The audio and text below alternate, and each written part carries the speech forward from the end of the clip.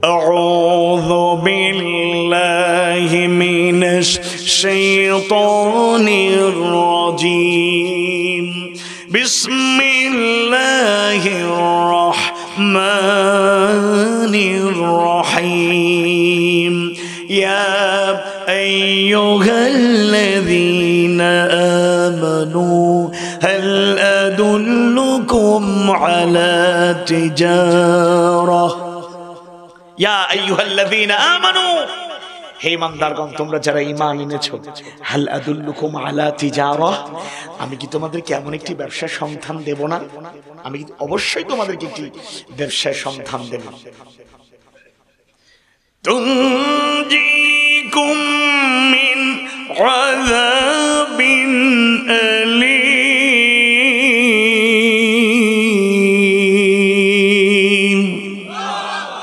যা তোমাদেরকে জাহান্নামের মর্মন্তুদ কঠিন পীড়াদায়ক শাস্তি থেকে, আযাব থেকে পরিত্রাণ দেবে। সুবহানাল্লাহ।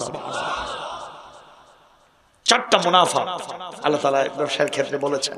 এর মধ্যে একটা হলো জাহান্নামের মর্মন্তুদ কঠিন পীড়াদায়ক আযাব থেকে তিনি পরিত্রাণ দেবেন। তিনি কে? এবার 11 নম্বর আয়াতে কারীমা আল্লাহ তাআলা পুঁজি দুইটা বললেন। ব্যবসা তো পুঁজি দুইটা।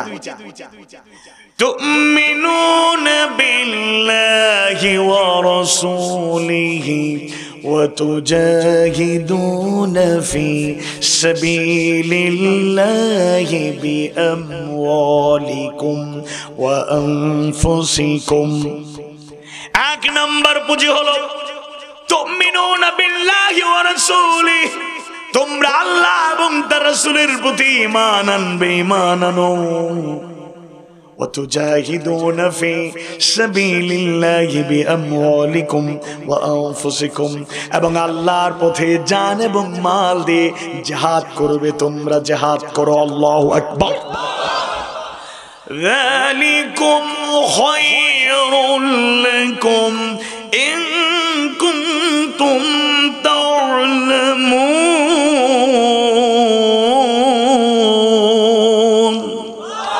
যালিকুম খায়রুল লাকুম, এটাই তোমাদের জন্য উত্তম। ইন কুনতুম তা'লামুন, যদি তোমরা বুঝতে পারো, উপলব্ধি করতে পারো। আল্লাহু আকবার। পুঁজি কয়টা? পুঁজি কয়টা? দুইটা। তবে জিহাদের আলোচনা করছি মানে ভয় পাওয়ার কারণ নেই। আমাদের সমাজে মূর্খতার কারণে, অজ্ঞতার কারণে জাহেলিয়াত ঢুকে গিয়েছে, ইগনোরেন্স এমন ভাবে প্রচারিত হয়েছে, লোকেরা জিহাদ শুনলেই নেতিবাচক অনেক প্রভাব দেখা যায়। এর মধ্যে একটা প্রভাব হলো জিহাদ শুনলে ভয় পায় অনেক লোকেরা। হুজুর সব আলোচনা করেন, জিহাদের আলোচনা না করলে কি হয় না? এরকম আছে না নাই? ভোলায় নাই, বাংলাদেশে আছে না নাই? আবার কিছু লোক আছে উগ্র, অ্যাগ্রেসিভ। জিহাদ মানে মনে করে ফায়াকতুলুনা ইয়কতালুন, সুতরাং মারো আর মরো। মারো আর মরো হুকুমটা আছে, তবে কখন এটা জানতে হবে। এটা প্রথম নাকি লাস্ট, ফাইনাল, এটা বুঝতে হবে। এটা আজকে বুঝিয়ে দেওয়ার চেষ্টা করবো ইনশাআল্লাহ।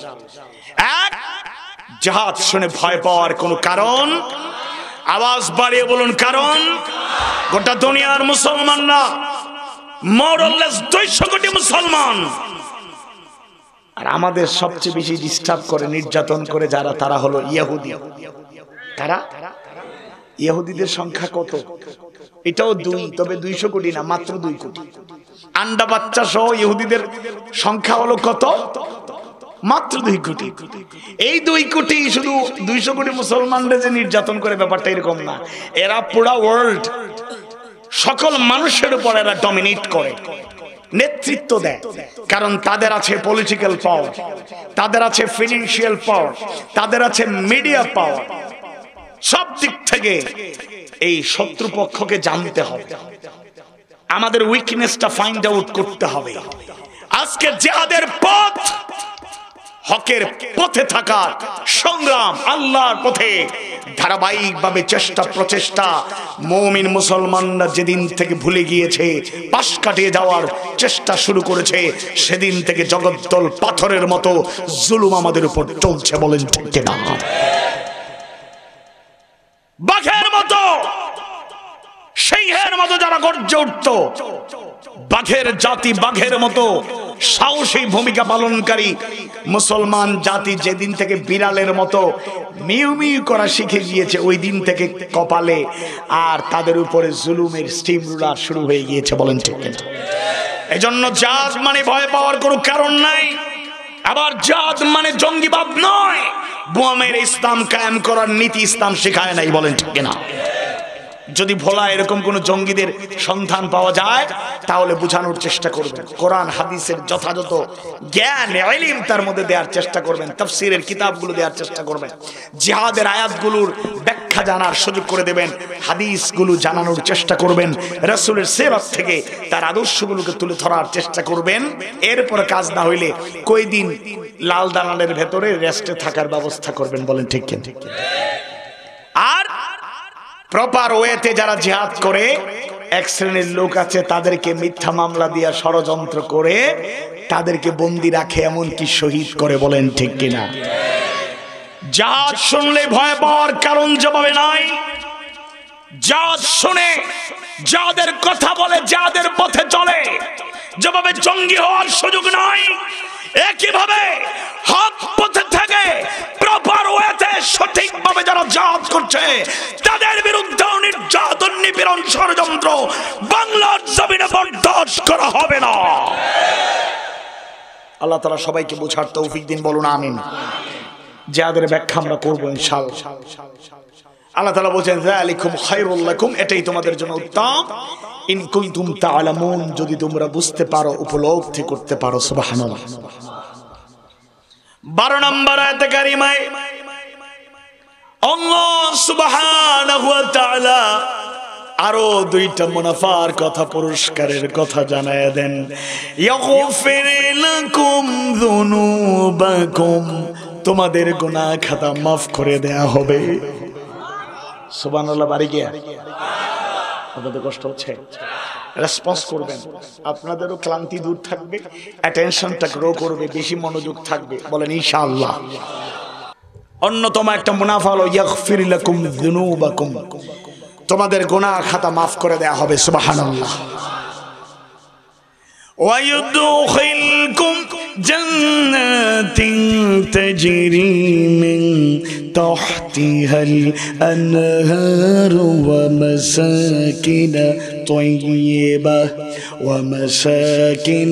طيبة في جنات عدن, এমন জান্নাতে প্রবেশ করানো হবে, তোমাদের কেমন জান্নাতে প্রবেশ করানো হবে যার তলদেশ দিয়ে ঝর্ণা ধারা প্রবাহিত, এবং বসবাসের স্থায়ী ঠিকানা হিসাবে সেটা কতই না সুন্দর। সুবহানাল্লাহ। যালিকাল ফাওজুল আযীম,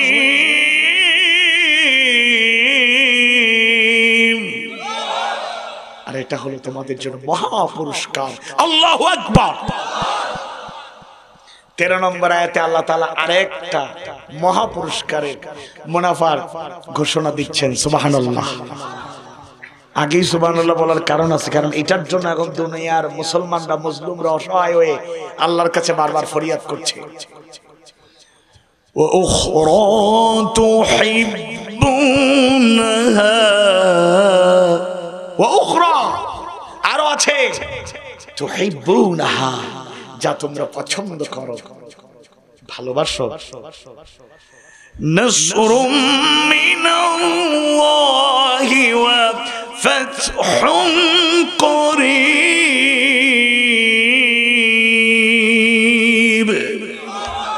নাসরুম মিনাল্লাহ, আল্লাহর পক্ষ থেকে সাহায্য, ওয়া ফাতহুন করিব, আর সন্নিকটবর্তী বিজয়।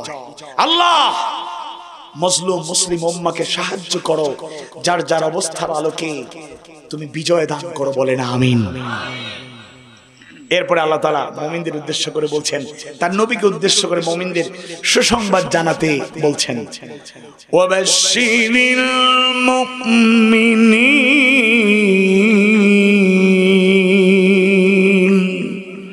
আর হে নবী মুমিনদেরকে সুসংবাদ জানিয়ে দাও। সুবহানাল্লাহ। তাহলে আল্লাহ তাআলা এমন একটি ব্যবসার সন্ধান দিতে চাইলেন যেই ব্যবসায় পুঁজি হলো 2টা, মুনাফা হলো 4টা। আল্লাহু আকবার। আমরা যারা ব্যবসায়ী, তিজারা, বিজনেস, ব্যবসা যারা করি, ওয়া আহাল্লাল্লাহুল বাই'a, আর আল্লাহ তাআলা ব্যবসাকে হালাল করেছেন। ব্যবসাকে হালাল করেছেন কে? তবে ব্যবসা হালাল তরিকায় করতে হবে। 2 নম্বরই করা যাবে? আওয়াজ বাড়ে। 2 নম্বরই করা যাবে? হালাল পদ্ধতিতে ব্যবসা করবেন, বরকত দিবেন যিনি, তিনি কে? আল্লাহর রাসূল হলেন আমাদের জন্য একমাত্র উসওয়ায়ে হাসানা। সূরা আল আহজাবের 21 নম্বর আয়াতে কারিমা আল্লাহ তাআলা বলেছেন, লাকাদ কানা লাকুম ফি রাসূলিল্লাহি উসওয়াতুন হাসানা, তোমাদের জন্য একমাত্র আল্লাহর রাসূলের জীবনেই রয়েছে সর্বোত্তম আদর্শ। সুবহানাল্লাহ। জাহিলি জামানায় আল্লাহ রাসূল কিছু গুণে গুণান্বিত ছিলেন, কিছু না, সব গুণেই তার গুণান্বিত ছিলেন, কিন্তু জাহেল লোকগুলো তাকে কিছু উপাধি দিয়েছিল। সত্য কথা বলার কারণে তাকে বলেছিল, মুহাম্মদ, তুমি শুধু মুহাম্মদ নও, তুমি আস-সাদিক। সুবহানাল্লাহ। আর তিনি ছোটবেলা থেকে চাচার সাথে ব্যবসায়িক কাজে সফর করতেন। আরবের বিভিন্ন জায়গায় সফর করেছেন, মিশর, ইয়ামান, বসরা, বিভিন্ন জায়গায় ব্যবসায়িক কাজে সফর করেছেন। এমনকি এক পর্যায়ে তিনিও নিজে একজন ব্যবসায়ী হয়ে গেলেন। সুবহানাল্লাহ। আল্লাহ রাসূলের ব্যবসা ছিল এমন, তার সততা, আমানতদারিতা, অ্যাকাউন্টেবিলিটি, স্বচ্ছতা দেখে তার সাথে লেনদেন যারা করেছে তারা বলল, মুহাম্মদ, তুমি শুধু মুহাম্মদ নও, তুমি আল আমিন, তুমি বিশ্বস্ত। সুবহানাল্লাহ। আমানতদারিতার সাথে ব্যবসা করতে হবে। বরকত দেওয়ার মালিক কে? আমাদেরকেও লোকেরা এত ঠকায় মাঝে মধ্যে, আর কি, সবাই না। কিছু দোকান আছে ফিক্সড প্রাইস, বাস কোনো কথা নাই, আসলে কথা বলে না, ঢুকলাম বের হলাম, কিনলাম পারলে, সামর্থ্য কুলালে, নতুবা নাই। আর কিছু দোকান আছে আলাপ আলোচনা করা যায়, করা যায় না? যায়। এবার মনে করুন আমাদের মতো সরল সোজা মানুষ যদি পাঞ্জাবি কিনতে ঢুকি, হুজুর আপনি আমাদের পাঞ্জাবি দোকানে আসছেন, এটা তো আমাদের গৌরব, বসুন হুজুর, চা না কফি কি খাবেন, এগুলো দরকার নাই, একটা পাঞ্জাবি কিনবো, সময় কম। হুজুর আপনার সাথে কি ব্যবসা করা যায়? আপনি যেই পাঞ্জাবি পছন্দ আপনি নেন, কেনা দামে দিয়ে দেন, লস তো আর করা যায় না। হুজুর আমরা গরিব মানুষ, ব্যবসা করে যা পাই এটা দিয়ে চলি, লস তো করা যাবে না, কেনা দামে দিয়ে দেবো, আপনার সাথে লাভ করে লাভ নাই, আপনি দোয়া করলে এটাই আমাদের জন্য লাভ। বলেন আলহামদুলিল্লাহ। কথা তো সুন্দর। এবার পাঞ্জাবিতে হাত দিয়েছেন, মনে করেন এটার দাম, বলতেছে কেনা দাম, দাম তো অনেক লেখা, কেনা দাম হুজুর বেশি না, 1250 টাকা। আপনার কাছে কেনা দামে কিনবো, আপনি লজ্জায় এবং সত্য বিশ্বাস করছেন, 1250 টাকায় কিনছেন। এবার পরিচিত কাপড় সম্পর্কে ধারণা ভালো আছে, এরকম কারোর সাথে দেখা হওয়ার পরে যদি বলেন, আরে সুন্দর পাঞ্জাবি তো কতই কিনছে, নাই তো অমুক মার্কেট থেকে 1250 টাকা দিয়ে কিনলাম। 1250? ইন্না লিল্লাহ, এত ঠকাইছে। এইটার কেনা দাম, আমিও তো আমার কাপড়ের ব্যবসায়, আমার বন্ধু, কেনা দাম 450, সর্বোচ্চ সে 550 বা 600 বিক্রি করতে পারে, 1250 চালাই দিছে। আছে না নাই? তো দেখুন, কোরআনটা আমাদের রুহুল আমিন হাফিজাহুল্লাহ তিনি আলোচনা করেছেন, হুদাল্লিন নাস, তিনি আলোচনা করেছেন হাযা বায়ানুল লিন্নাস, যেহেতু কোরআনটা মানুষের জন্যই, তাই উল্লেখযোগ্য উদাহরণ দেখবেন মানুষের উপযোগী করে যিনি দিয়েছেন তিনি কে? এই কোরআন আযীম কিতাব, বিজ্ঞানময় কিতাব, নো ডাউট, লা শাক্কা ফি ওয়ালা রাইবা ফি। কিছু লোক আলেমদের মধ্যেও আছে, একসময় ওনারা বলতেন ইংরেজি পড়া হারাম, এখন ইংরেজি ঠিকই হালাল হয়ে গিয়েছে। শুনুন, ভাষার কোনো দোষ নাই, জানতে হবে। কেউ আবার বিজ্ঞান এবং কোরআনকে আলাদা মনে করেন, শুধুমাত্র কোরআন হাদিসের ইলম অর্জন করাকে জ্ঞান মনে করেন, অন্য জ্ঞানকে জ্ঞান মনে করেন না, এটা ভুল ধারণা।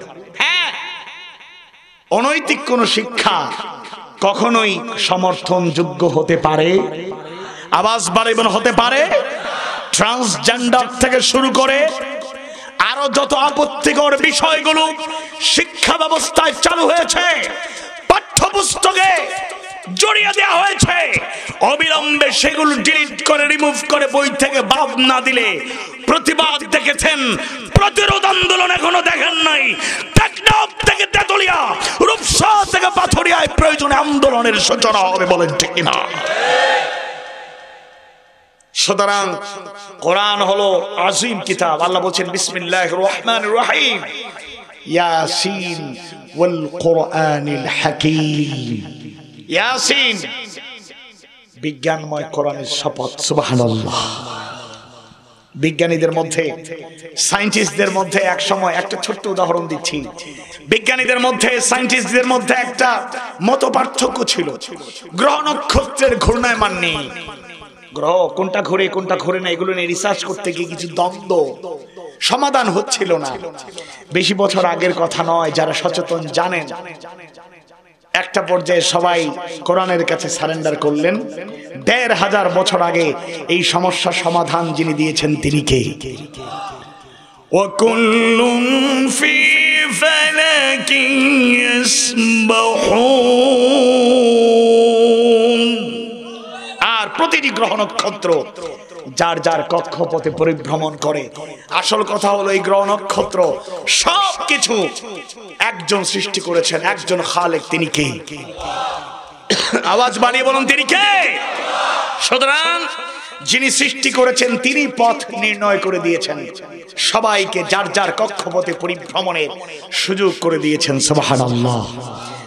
বিজ্ঞানের সাথে ইসলামের সংঘর্ষ নাই। মৌলিক অনৈতিক বিষয়ে একমত আমরা নই, কিন্তু আরো যত জ্ঞান আছে, যেমন ম্যাথমেটিক্স, গণিত, এটা শিখার দরকার আছে না নাই? আছে, আছে। যেমন সহজ করে বলি, বিসমিল্লাহির রহমানির রহিম, কুল হু আল্লাহু আহাদ। বলুন আল্লাহু আহাদ, আল্লাহ এক, একক। আল্লাহ ইজ ওয়ান অনলি। আল্লাহ কয়জন? একটা পাইলেন কই? গণিতের চর্চা যদি না থাকতো, ম্যাথমেটিক্সের চর্চা যদি, প্র্যাকটিস যদি না থাকতো, আমরা জানতাম কেমনে? এজন্য আমরা অনৈতিক কোন শিক্ষাকে সমর্থন করি না, তবে জাগতিক জ্ঞান অর্জনটাও জ্ঞানের অংশ, এটাও আমাদেরকে গুরুত্ব দিতে হবে ইনশাআল্লাহ। কারণ নেতৃত্ব দিতে হলে জাগতিক জ্ঞানেও গুণী হওয়া লাগবে। তিনটা বেসিক কোয়ালিটি যদি আমাদের মধ্যে থাকে, মুসলমানরা আবার মাথা উঁচু করে দাঁড়াবে। আওয়াজ বাড়িয়ে বলেন ইনশাআল্লাহ। তিনটা গুণ যদি আমরা রক্ষা করতে পারি, আঁকড়ে ধরতে পারি, আমরা আবারও মাথা উঁচু করে দাঁড়াবো, দুনিয়াকে নেতৃত্ব দেবো। এক নাম্বার হলো কথার কাজে আমাদেরকে মুসলমান হতে হবে, থাকতে হবে। 200 কোটি মুসলমান, কয়জন প্র্যাকটিসিং মুসলিম? কয়জন নামাজ পড়ে ঠিক মতো? সংখ্যাটা কম। ইয়া আইয়ুহাল্লাযীনা আমানু লিমা তাকুলুনা মা লা তাফআলুন। হে ইমানদারগণ, তোমরা যারা ঈমান এনেছো, লিমা তাকুলুন, কেন এমন কথা বলো? মা লা তাফআলুন, যা নিজে করো না। আমরা বড় বড় কথা বলি কিন্তু বাস্তবে সেটার আমল করি না। আল্লাহ তুমি কথা কাজের মিল দাও, বলে না আমিন। প্রকৃত মুসলমানের অন্তর্ভুক্ত হয়ে যায়। 2 নাম্বার হলো যুগকে বুঝতে হবে। দুনিয়াটা অনেক পরিবর্তিত, গ্লোবালাইজেশনের যুগ। আপনি ইন্টারনেটকে ফতোয়া দিয়ে বন্ধ করে দিতে পারেন, কিন্তু ইয়ং জেনারেশনকে, বর্তমান যুগের মানুষদেরকে আপনি আটকাতে পারবেন না। সোশ্যাল মিডিয়াকে অ্যাভয়েড করে চললে হবে না। ইউটিউব, ফেসবুক, সোশ্যাল মিডিয়ায় আজকে ওয়াজ, তাফসীর, তেলাওয়াত, গজল, এগুলোর আধিক্য আছে না নাই? আপনি যুবকরা ঢুকলেই এক সময় শুধু অশ্লীলতা, বেহায়াপনা খুঁজে পেত। এখন ওয়াজ নসিহত শুনে এখানে শ্রোতা যদি থাকে 500-1000, ইউটিউবে, ফেসবুকে কখনো 5 লাখ, 10 লাখ, মিলিয়ন পিপল এগুলা দেখে অনুপ্রাণিত হয়, এরকম আছে না? সুতরাং অবশ্যই অবশ্যই অনৈতিকতাকে সমর্থন করা যাবে না। তাহলে জ্ঞানে, যোগ্যতা এগিয়ে যেতে হবে। যুগের চ্যালেঞ্জ মোকাবেলায় নিজেদের দক্ষতার পরিচয় দিতে হবে ইনশাআল্লাহ। 3 নাম্বার হলো আমাদের মধ্যে ঐক্য বাড়াতে হবে। ঐক্য বেশি না কম? ঐক্য নাই। ঐক্য নাই বললেই চলে। আলেমদের মধ্যে অনৈক্য, বিভেদ। আল ইত্তিহাদ কুওয়া, ইউনিটি স্ট্রেংথ। এজন্য আমাদের মধ্যে ঐক্য বাড়াতে হবে। মুসলমানরা যদি দুনিয়ায় এক কাতারে দাঁড়িয়ে যায়, 3টা কোয়ালিটি, কথার কাজে যদি আমরা মুসলমান হয়ে যাই, 2 নম্বরে জ্ঞানে, গুণে, যোগ্যতায়, কোয়ালিটিতে এগিয়ে যাই, 3 নম্বরে মুসলমানরা যদি বুনিয়ানুম মারসুসের মতো সীসা ঢালা প্রাচীরের মতো ঐক্যবদ্ধ হয়ে যায়, পৃথিবীর কোন শক্তি নির্যাতন, নিপীড়ন, নিষ্পেষণ চালানো দূরের কথা, মুসলমানদেরকে ফুলের টোকা দিয়ে আঘাত করার দুঃসাহস দেখাতে পারবে না। বলেন ঠিক কিনা? ইমানদার ভাইয়েরা, মুমিন মুমিনা ভাই বোনেরা, তাই আল্লাহ তাআলা এমন একটি ব্যবসায়ের সন্ধান দিলেন, সহজ করে বুঝালেন। কারণ আরবের ওই সময়ের অধিকাংশ উল্লেখযোগ্য মানুষদের রিজিকের তালাশ তারা করত, তারা ছিল মূলত উল্লেখযোগ্য লোকেরা, ব্যবসায়ী। যেরকম সুবহানাল্লাহ। যার কারণে কিছু কিছু উদাহরণ দেখবেন খুব সিম্পল। কোরআনে আছে আন-নামাল, পিঁপড়ার কথা, আন-নাহাল, মৌমাছির কথা, আল-আনকাবুত, মাকড়সার উদাহরণ আছে না নাই? মাকড়সাকে আপনারা কি বলেন? মাকড়সাই বলেন। আমরা তো বলি সিলেটি ভাষায় কই মাখর, আবার কেউ কই মেডুলি, আরেক জায়গায় জিজ্ঞেস করলাম আমরা কই মেরকুরি। আপনারা কি বলেন? তাহলে মাকড়সার মতো কেন দিলেন এই ব্যাখ্যা আমি যাচ্ছি না, অন্যদিকে আলোচনা চলে যাচ্ছে, এজন্য সেদিকে যেতে চাই না। এই উদাহরণগুলো দিয়ে উপযোগী উদাহরণ দিলেন, তিজারা, ব্যবসার উদাহরণ দিলেন। কারণ উল্লেখযোগ্য লোকেরা ছিল ব্যবসায়ী। তবে দুনিয়ার ব্যবসা যারা করি, তিজারা, বিজনেস যারা করি, আমরা মুনাফা একটাই, সেটা হলো কিছু লাভ করি, হালাল ভাবে উপার্জন করে টাকা পয়সা কামাই করি। আর পুঁজি হলো বেশি, পুঁজি হলো বেশি, টাকা ইনভেস্ট করতে হবে, নিজে শ্রম দিতে হবে, অনেক চিন্তা গবেষণা পরিকল্পনা করতে হবে, শ্রমিক নিয়োগ দিতে হবে, নিজেও টাইম দিতে হবে, খোঁজ খবর রাখতে হবে, এরপরে ব্যবসার সাথে তাল মিলিয়ে ব্যবসা করতে হবে। অনেক অনেক পরিশ্রম, কষ্টের বিনিময়ে আমরা মুনাফা অর্জন করি। আর আল্লাহ তাআলা যেই ব্যবসার কথা বলছেন, এখানে মুনাফা হলো 4টা, পুঁজি হলো মাত্র 2টা। সুবহানাল্লাহ।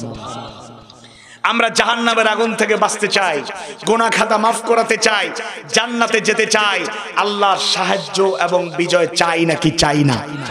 যদি চাই তাহলে 2টা গুণকে ভালোভাবে অনুধাবন করে, অনুসরণ করে গুণে গুণান্বিত হতে হবে। 1 নম্বরে আমাদের ঈমান আনতে হবে মজবুত ভাবে। বলেন ইনশাআল্লাহ। শাহাদা পাঠ করে একজন মুসলিম সরকারি প্রসেস মেইনটেইন করে, অফিসিয়ালি সে পরিবর্তন করে, এবার সে শাহাদা পাঠ করে ইসলামে দাখিল হয়। কালেমা আমরা পাঠ করে ইসলামের পরিচয় বহন করি, লা ইলাহা ইল্লাল্লাহু মুহাম্মাদুর রাসূলুল্লাহ। এটার ঘোষণাটাও ঈমানের একটা অংশ, কিন্তু একমাত্র অংশ নয়। ঈমানদার ভাইয়েরা, মুমিন মুমিনা ভাই বোনেরা, আল্লাহ সুবহানাহু ওয়া তাআলা অন্য আয়াতে কারিমায় ঈমানদারদের উদ্দেশ্যে ঈমান আনার কথা জানায়া দেন। ইয়া আইয়ুহাল্লাযীনা আমানু আমিনু বিল্লাহি ওয়া রাসূলিহি। হে ঈমানদারগণ, তোমরা যারা ঈমান এনেছো, আমিনু বিল্লাহি ওয়া রাসূলিহি, আল্লাহ এবং রাসূলের প্রতি ঈমান আনো। সুবহানাল্লাহ। ঈমানদারদের বলছেন ঈমান আনো, গভীরতা অনেক, বুঝার আছে অনেক কিছু, এবং এটাই বুঝতে হবে, তাহলেই কনসেপ্ট ক্লিয়ার হয়ে যাবে। আমাদের সমাজে অনেক লোক আছে ইচ্ছা করে নামাজ ছেড়ে দেয়। যদি ইমাম সাহেব বলেন, ভাই আপনাকে মসজিদে ইদানিংকালে দেখি না, নামাজ কি ছেড়ে দিয়েছেন? কই একটু ভালো লাগতেছে না, মন খারাপ, আপাতত নামাজে একটু মনোযোগ কমে গিয়েছে। তবে ইমাম সাহেব, হুজুর টেনশন করেন না, ইমান কিন্তু ঠিক আছে। রমাদান মাস সন্নিকটে, আল্লাহুম্মা বারিক লানা ফি রাজব ওয়া শাবান ওয়া বাল্লিগনা রমাদান।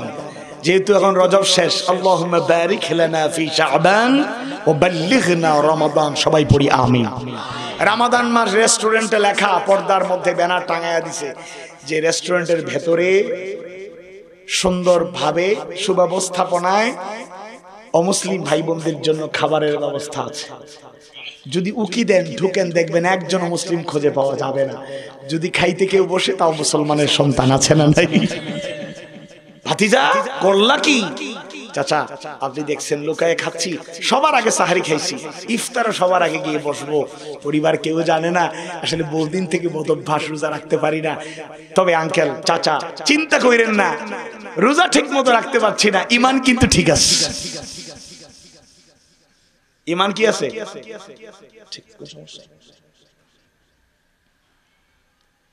ইমান কি এত সস্তা জিনিস পাইছি? রোজা রাখে না, ইমান ঠিক আছে। বগুড়ায় এক মাহফিল শেষ, দোয়া শেষ, নেমে যাচ্ছি, এক মুরব্বী আবেগের সাথে জড়ায় ধরলেন, বলেন হুজুর আমার জন্য একটু বিশেষ করে দোয়া করে দিয়েন তো। আমি বললাম দোয়া করে দেবো বিশেষ? আচ্ছা কি কারণে বলবো দোয়া করবো বলেন তো? হুজুর অনেক আগেই হজ ফরজ হয়েছে, আল্লাহ আমাকে অনেক দিয়েছে, বদলি হজ অনেক করাইছে, আপনি যেতে পারছেন, আপনার শারীরিক অক্ষমতা, দুর্বলতা, অসুস্থ। না শারীরিকভাবে ঠিক আছে, আমি খারাপ না, তবে ভয় লাগে, লাখ লাখ মানুষ হজে কেমনে যাব, লোকদের চাপায় পইরা যদি মরে যাই। আচ্ছা মৌত যদি আসে, ইন্তেকালের সময় আসে, বিছানায়ও মৌত আসতে পারে নাকি আসবে না? হুজুর চিন্তা করেন না, ইমান কিন্তু ঠিক আছে। বছরের পর বছর যায়, যাকাত আদায় করে না। জিজ্ঞেস করলেন আপনি যাকাত দিচ্ছেন না কত বছর? ও মনে নাই, তবে হুজুর চিন্তা করেন না, ইমান কিন্তু ঠিক আছে। ইমানকে সস্তা বানাইছে, আসলে ইমান জিনিসটাই বুঝতে পারি নাই। কালেমার ঘোষণা দিয়ে শাহাদা পাঠ করে ইমানদারদের কাতারে শামিল হয়ে যেতে হবে। তবে মনে রাখতে হবে, ইমানের ঘোষণা দেওয়া এটাও ইমানের একটা পরিচয়, মুমিনের একটা পরিচয়, মুমিন হওয়ার একটা মাধ্যম, কিন্তু একমাত্র মাধ্যম নয়। এটা হলো ইকরার বিল লিসান, মৌখিক স্বীকৃতি, দাওয়াত, প্রকাশ।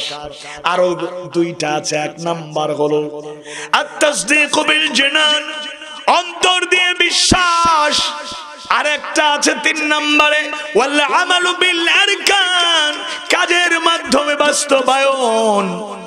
অন্তরের খবর তো আমরা জানি না, এক আজিম সত্তা জানেন, আওয়াজ বাড়িয়ে বলুন তো তিনি কে? আল্লাহ। আমার মুসলমানের সন্তানগুলো অনেকে নাস্তিক হয়ে যাচ্ছে। ইউনিভার্সিটিতে পড়ুয়া, সেকেন্ড ইয়ার থেকে থার্ড ইয়ার উঠতে পারে নাই, কয় there is no creator, there is no God। জিজ্ঞেস যদি করা হয় ভাই আল্লাহ মানেন না? কই না, যা দেখি না কেমনে মানি, unseen is nothing। নাউজুবিল্লাহ বলেন। কপাল পোড়া এই যে কিতাব, যদিও আগে বলেছি হুদাল্লিন নাস ওয়া বাইয়িনাতিন মিনাল হুদা ওয়াল ফুরকান, আবার এটা সকল মানুষের জন্য হেদায়েত, সবাই হেদায়েত পাবে না। আল্লাহ তাআলা সূরা বাকারার শুরুতে শর্ত জড়িয়ে দিয়েছেন, সুবহানাল্লাহ। বিসমিল্লাহির রহমানির রহিম, আলিফ লাম মিম, যালিকাল কিতাবু লা রাইবা ফীহি হুদাল লিল মুত্তাকিন। আলিফ লাম মিম, যালিকাল কিতাব, এটা হলো এমন একটা কিতাব, লা রাইবা ফীহি, যার মধ্যে ভুল ত্রুটি থাকা দূরের কথা, সন্দেহ সংশয় করার মতো কিছু নাই। সুবহানাল্লাহ। হুদাল লিল মুত্তাকিন, আর এটা হলো মুত্তাকিদের জন্য হিদায়াত। কোরআন সবাইকে হেদায়েত দিতে প্রস্তুত, তবে হেদায়েত পাবে তারা, তাকওয়াবান হবে যারা। আর মুত্তাকিদের 1 নাম্বার যোগ্যতা হলো, কোয়ালিটি হলো আল্লাযীনা ইউমিনুনা বিল গায়ব, যারা অদৃশ্যের প্রতি ঈমান আনে। আল্লাহকে চর্মচক্ষে আমরা দুনিয়ায় দেখি নাই, এরপরে ঈমান আছে না নাই? আওয়াজ বাড়ি বলুন, আছে না নাই? ওই নাস্তিকগুলো, এরা কপাল পোড়া, সবকিছু বুঝে, শুধু এটা বুঝে না। এই যে মঞ্চটা তৈরি করা হলো, হঠাৎ করে কি আসমান থেকে এটা নেমে গিয়েছে? কমিটি, যুবকরা একটা ডেকোরেশনকে দাওয়াত দিয়েছে, চুক্তি কন্ট্যাক্ট করেছে, কথাবার্তা বলেছে, তারা 1 দিন 2 দিন 3 দিনের পরিশ্রম, অথবা সকালবেলা শুরু করে বিকালে শেষ করেছে। এই সামিয়ানাগুলো, খুঁটিগুলো সুন্দর করে সাজিয়ে তৈরি করেছে। কেউ তৈরি না করলে এটা হয়ে যেতে পারত। সামান্য এই জিনিসগুলো এমনি এমনি তৈরি হয় না। আর এত জ্ঞান তাদের, এত নলেজেবল পারসন তারা এটা বুঝে না, খুঁটিবিহীন বিশাল আকার, সমুদ্র, নদী নালা, পশু পাখি, ফুল ফল, মানুষের মতো এত সুন্দর সৃষ্টি এমনি এমনি সৃষ্টি হতে পারে? আওয়াজ বাড়িয়ে বলুন পারে? মেরাজের ঘটনা ঘটার পরে আবু জেহেল খুশি। প্রথমেই চলে আসলো আবু বকরের কাছে। সুবহানাল্লাহ। আবু জেহেল ভালো করে শুনছে আল্লাহ রাসূল কি বর্ণনা করেছেন। প্রথম বর্ণনায় সে শুনেছে আবু বকরকে, তখনও ওনার নাম সিদ্দিক যুক্ত হয় নাই, হযরত আবু বকর রাদিয়াল্লাহু আনহু। আবু জেহেল এসে কয়, আবু বকর শুনছো কি তোমার নবী কি কয়? মেরাজের ঘটনার বর্ণনা সে যা শুনেছে হুবহু বলে দিল।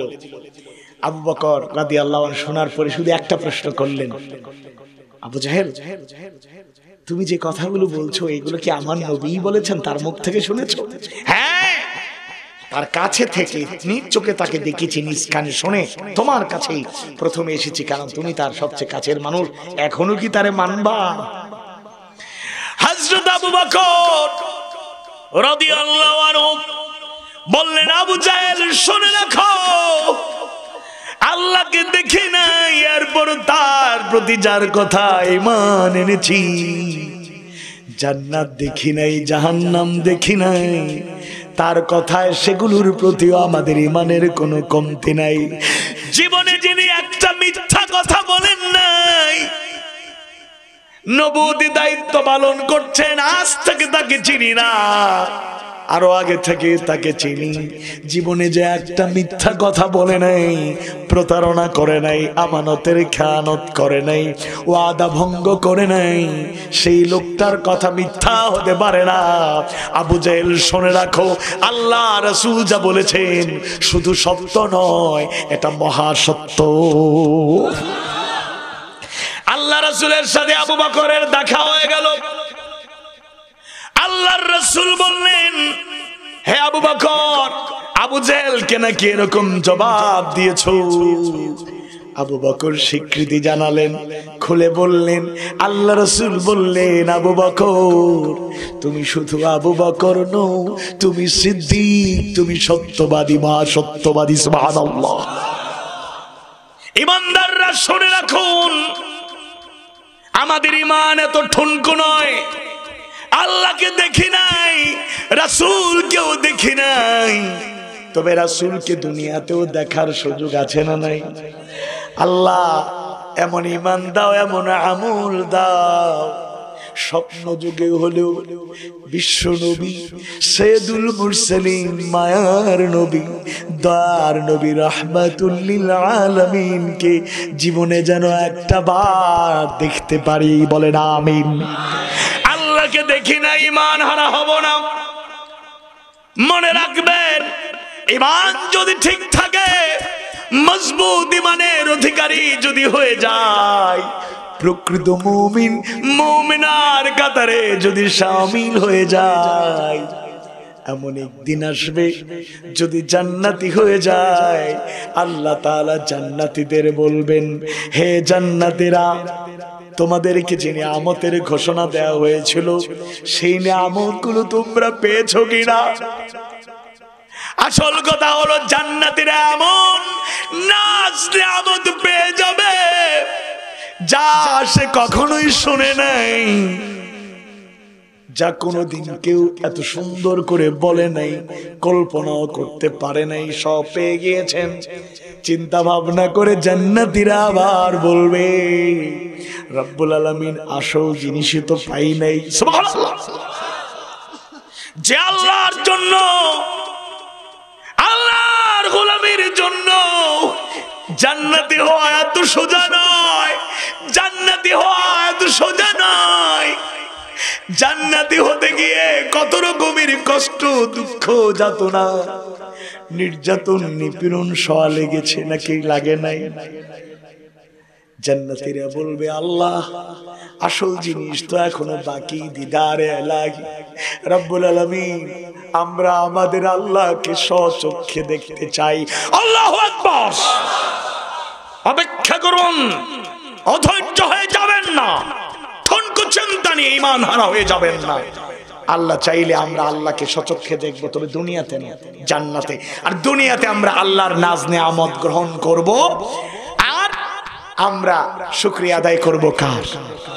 তাইলে অন্তরে দ্বিধাদ্বন্দ্ব, সংশয় থাকা যাবে না, নিট এন্ড ক্লিন থাকবে।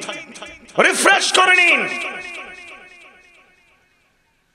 ইউনিভার্সিটিতে পড়েও নাস্তিক তৈরি হয় শুধু এরকম না, ইউনিভার্সিটিতে, মেডিকেলে, বুয়েটে পড়ে এরকম ছাত্রদেরকে আমরা ছাত্র জীবনে দেখেছি, এখনো দেখি। মাদ্রাসায় পড়ে কামেল পাশ করে, দাওরে হাদিস পাশ করেও আমলের ক্ষেত্রে অনেক ঘাটতি থেকে যায়।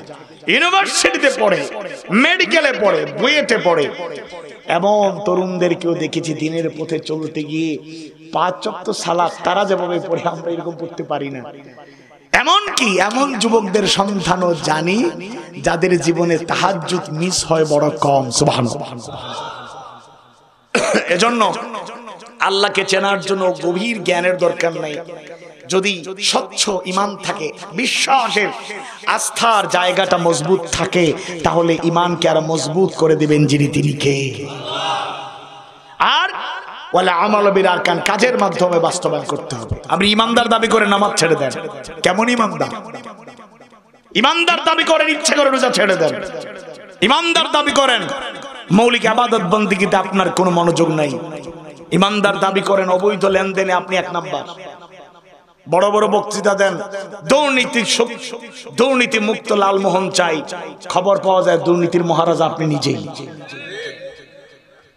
সন্ত্রাস মুক্ত ভোলা চাই, ভালো করে খবর নিলে দেখা যাবে তিনি সন্ত্রাসের গডফাদার, আছে না নাই? আমি যদিও আপনাদের এলাকার নাম নিয়েছি, আপনারা আবার কারোর সাথে এটা মিলায়েন না, কারণ আমি তো সবাইকে ভালো করে চিনি না, বলেন ঠিক কিনা? এজন্য অনুরোধ করব, অন্তরে দৃঢ় বিশ্বাস, মৌখিক স্বীকৃতি প্রকাশ এবং আমলের মাধ্যমে ইমানদার হতে হবে। আল্লাহ তুমি কবুল করো।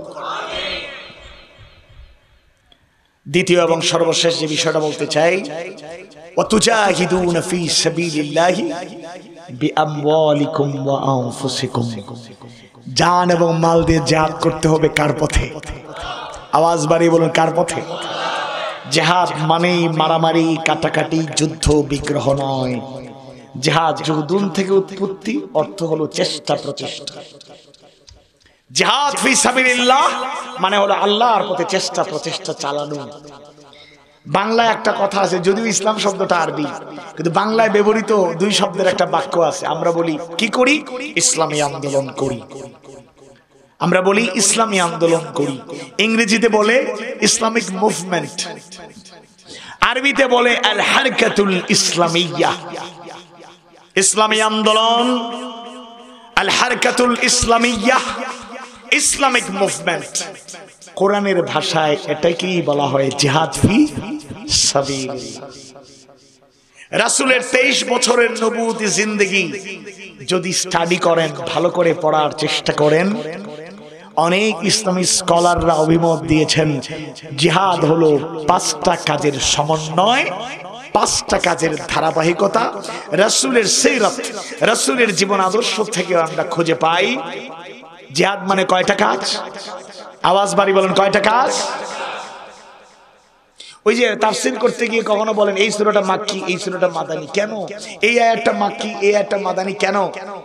কারণ যেই নির্দেশনাটা মাক্কি যুগে এসেছে মাদানী যুগে কার্যকর হতে পারে, নাও হতে পারে। আবার মাদানী যুগে যেই সিদ্ধান্ত হয়েছে মাক্কি যুগে হয়তো সেটা ছিল না। যেমন সহজ করে আগে বলি, এরপরে 5টা পয়েন্ট বলছি। আল্লাহ রাসূল নবুয়ত পাওয়ার পরে 3 বছর গোপনে দাওয়াত দিয়েছে। আবার নির্দেশ আসলো ওয়া আনজির আশিরাতাকাল আকরাবিন, প্রকাশ্যে দাওয়াত শুরু হিজরত পর্যন্ত। তায়েফে রক্ত দিলেন আল্লাহ রাসূল। শিবে আবু তালেবে 3 বছর প্রায় কম বেশি বন্দী ছিলেন রাসূল এবং সাহাবীরা। তখনও কি যুদ্ধের ডাক এসেছে? কথা বলে না, যুদ্ধের ডাক এসেছে? আল্লাহর ফয়সালাতে একদিকে মদিনার মানুষরা পজিটিভ, মক্কার মানুষেরা খুব কষ্ট দিয়েছে রাসূল এবং সাহাবীদেরকে। হিজরতের ফয়সালা জানায় দিলেন কে? আওয়াজ বাড়িয়ে বলুন কে? হিজরত করে মক্কা ছেড়ে, বাড়িঘর ছেড়ে, সম্পদ ছেড়ে চলে গেলেন। তখনও কি যুদ্ধের ডাক এসেছে? বুঝতে হবে, কনসেপ্টটা ক্লিয়ার রাখতে হবে। জিহাদ মানে বুঝতে হবে মাক্কি যুগে কোনো যুদ্ধ সংগঠিত হয় নাই, বদর, উহুদ, খন্দক আসে নাই। আবার মাদানী যুগের 2য় হিজরিতেই রমাদান মাসে আমরা দুর্বল থাকি, আরো শক্তিশালী হই। আমরা দুর্বল হই। রমাদান আসে একটু সিয়াম সাধনা কম খাবো, কিন্তু রমজান মাসে আমরা বেশি খাই। ইফতারে বেশি আয়োজন, সাহারিতে বেশি খাওয়া, আছে না নাই? বলাতে নাই মনে হয় নাকি? রমজান মাসে ইমানদাররা দুর্বল হয় না, বরং ইমানি চেতনা আর উদ্বুদ্ধ হয়। আল্লাহু আকবার। মক্কার 13টা বছর, 3 বছর গোপনে, 10 বছর প্রকাশ্যে। প্রকাশ্যে দাওয়াত দিতে গিয়ে রাসূল রক্তাক্ত হয়েছেন, অজ্ঞান হয়েছেন। শিবে আবু তালেবের রাসূল সাহাবীরা বন্দি জীবন কাটিয়েছেন, বাড়িঘর সম্পদের মায়া ছিন্ন করে মক্কা ছেড়ে মদিনায় গিয়েছেন। যুদ্ধের ডাক আসে নাই। ফাসবির সাবরান জামিলা, সবরের আয়াত নাজিল হয়েছে, ত্যাগ কুরবানির আয়াত নাজিল হয়েছে। কিন্তু মদিনাতুল মুনাওয়ারায় যাওয়ার পরে আল হুকুমাতুল ইসলামিয়া, ইসলামিক স্টেট, ইসলামী সমাজ নির্মাণ হওয়ার পরে এবার আবু জাহেলরা লম্বা লম্বা কথা কয়, হুঙ্কার দেয়, ডিস্টার্ব করে, ফিনান্সিয়াল ডিস্টার্ব, পলিটিক্যাল ডিস্টার্ব, দাম্ভিকতা দেখায়। আল্লাহ বললেন, মুহাম্মদ আর দেরি নাই, যাও বদরের প্রান্তরে। প্রস্তুতি নেই বললেই চলে। 313, আরো কিছু বর্ণনা আছে, 313 একটা প্রসিদ্ধ বর্ণনা। আর ওরা কত? ওরা কত? কথা বলেন, ওরা কত? 1000। তাদের অস্ত্রে শস্ত্রে সজ্জিত, পূর্ণাঙ্গ প্রস্তুতি। মুসলমানদের প্রস্তুতি নেই বললেই চলে, তবে একটা প্রস্তুতি ছিল, ওয়া আলা রাব্বিহিম ইয়াতাওয়াক্কালুন। মুমিনরা যার উপরে ভরসা করে তিনি কে? আওয়াজ বাড়িয়ে বলুন, তিনি কে? গোপনে দাওয়াত দিয়েছেন, চূড়ান্ত লড়াইয়ের ডাক আসে নাই, যুদ্ধ করা হয় নাই, প্রকাশ্যে দাওয়াত শুরু হয়েছে। বাধা এসেছে, রক্ত ঝরেছে, শাহাদাতের পেয়ালা পান করতে হয়েছে, হিজরত করতে হয়েছে, যুদ্ধ হয় নাই। কিন্তু মদিনায় ইসলামী সমাজ বিনির্মাণ হওয়ার পরে, ইসলামী হুকুমাত হওয়ার পরে, ইসলামিক স্টেট হওয়ার পরে, কুতিবা আলাইকুমুস সিয়াম বলার মাধ্যমে আল্লাহ তাআলা যেভাবে রোজাকে ফরজ করলেন, কুতিবা আলাইকুমুল কিতাল বলার মাধ্যমে চূড়ান্ত লড়াইকে ফরজ করলেন কে? 313 জন আল্লাহর উপর তাওয়াক্কুল করে, আল্লাহ তার রাসূলের আনুগত্যকে বজায় রেখে, আল্লাহর ভরসা রেখে ময়দানে ঝাঁপিয়ে পড়লেন। 70 জন শহীদ হলেন, অনেকেই রক্ত দিলেন। 70 জন কাফেরকে দুনিয়া থেকে বিদায় করে 70 জনকে ঘাট ধরে বন্দী করে বিজয় ছিনিয়ে আনলেন। আল্লাহু আকবার। সবর করুন, অপেক্ষা করুন, তাড়াহুড়া করবেন না। সময় আসবে, সময় আসবে, ওয়েট এন্ড সি। সময় আসবে ইনশাআল্লাহ। গোটা দুনিয়ায় যারা লম্পঝম্প করছেন, বাড়াবাড়ি করছেন, আল্লাহর বিধান যখন কার্যকর হয়ে যাবে, ইসলামী সমাজ বিনির্মাণ হয়ে যাবে, আল্লাহর ফয়সালায় রাসূলের দেখানো পথে পাই পাই হিসাবে জমিনে গ্রহণ করা হবে ইনশাআল্লাহ। 5টা কাজ। 1 নম্বরে দাওয়াত। 1 নম্বরে কি? মুখস্থ করে নিতে হবে, আপনাদের জানা, এরপর স্মরণ করিয়ে দিচ্ছি। 1 নম্বরে দাওয়াত। 2 নম্বরে শাহাদাত আলান নাস। 3 নম্বরে আল আমরু বিল মা'রুফ ওয়ান নাহি আনিল মুনকার। 4 নম্বরে ইকামাতে দ্বীন। 5 নম্বরে কিতাল ফি সাবিল। 1 নম্বরে দাওয়াত। আল্লাহ রাসূল গোপনে 3 বছর দাওয়াত দিয়েছে। সুবহানাল্লাহ বলেন। তাড়াহুড়া, অস্থিরতা নাই, আবার প্রকাশ্যে দাওয়াত দিয়েছেন। সুবহানাল্লাহ। দাওয়াতের গুরুত্ব, ফজিলত সেটা আপনার জানা, সেদিকে ব্যাখ্যায় আমি যাচ্ছি না। তাইলে 1 নম্বরে আমরা দাওয়াত চালিয়ে যাব। নামাজের দাওয়াত, রোজার দাওয়াত, হজের দাওয়াত, যাকাতের দাওয়াত, এগুলো চালিয়ে যাব, বলেন ইনশাআল্লাহ। আবার হক কথা বললে কিছু লোকের গায়েও চুলকানি শুরু হয়ে যায়। আওয়াজ বাড়ি বলেন, ঠিক কিনা? হয়তো আজকের মাহফিলের পরে কিছু লোক বলবে, এই লোকরে যাতে আমাদের এই এলাকার না দেখি। হায়াত মতেরই গ্যারান্টি নেই, আপনি মাহফিলে দাওয়াত বন্ধ করে কোনো ফায়দা হবে? We call you to the teaching of Islam, to the guidance of Islam, to the rules of Islam, to the way of Islam, to the culture of Islam. If this means politics to you, then this is our politics. আমরা ইসলামের সৌন্দর্য সুন্দর করে হক কথা দলিল দিয়ে বলেই যাব। যদি মনে করেন এটা রাজনীতি, এই রাজনীতি করতে আমরা রাজি আছি না নাই? আওয়াজ বাড়ি বলে রাজি আছি না নাই? 2 নম্বরে শুধু দাওয়াত দিলে চলবে না, শাহাদাত আলান নাস। মানুষের সামনে বাস্তব সাক্ষী হয়ে যেতে হবে। যে কথাগুলো আগে বলেছি, কথার কাজে মুসলমান হয়ে যেতে হবে। 3 নম্বরে দেখেন ডোজ আস্তে আস্তে বাড়তেছে, আল আমরু বিল মারুফ ওয়ান নাহি আনিল মুনকার, সৎ কাজের আদেশ, অসৎ কাজের নিষেধ। সমাজে সৎ কাজের আদেশ দেওয়ার দরকার আছে না নাই? আবার অসৎ কাজে নিষেধ করারও দরকার আছে না নাই? আপনি যতই ওয়াজ করেন, এমন কিছু মাধ্যম আজকে ছড়িয়ে পড়েছে গ্রামে গঞ্জে পর্যন্ত, যেগুলোকে রুখে দিতে না পারলে তরুণ প্রজন্মকে রক্ষা করা সম্ভব। মাদক, জুয়া থেকে শুরু করে অনেক অপকর্ম গ্রাসরুট লেভেল পর্যন্ত পৌঁছে গিয়েছে। সামাজিকভাবে বয়কট করুন, ঐক্যবদ্ধভাবে এগুলো প্রতিহত করুন, ইনশাআল্লাহ একটা আদর্শ সমাজ গড়ে উঠবে, বলেন ইনশাআল্লাহ। 4 নম্বরে হলো ইকামাতে দ্বীন, আকিমুস সালাহ, আকামুস সালাহ ওয়া ইউকিমুনাস সালাহ ওয়া আকিমিস সালাতা লিযিকরি। যদিও নামাজ কায়েমের নির্দেশ আল্লাহ দিয়েছেন, আমরা আদায় করি, কায়েম করার চেষ্টা সবাই করি না, এটা ফরজ মনে করি। আল্লাহ বলছেন আকিমুদ্দিন ওয়ালা তাতাফাররাকু ফি, আকিমুদ্দিন, দ্বীনকে কায়েম করো। এটাকে আপনি রাজনীতি মনে করেন কেন? নামাজ ফরজ, দ্বীন কায়েমও ফরজ। আওয়াজ বাড়ি বলুন ঠিক কিনা? সুযোগ থাকলে আল্লাহর একটা আয়াত বদলাইতে পারবেন, এরকম হিম্মত কারো আছে? ঘোষণা দেন না, এমনি তো বলেন না। আর আলেমদের শুধু জুলুম চালান, চান্স পাইলেই মিথ্যা মামলা দিয়ে জেলখানায় পড়েন, সুযোগ পাইলে প্রকাশ্যে বলেন, দেখবেন এই জনগণ চেকে উঠবে, বলেন ঠিক কিনা?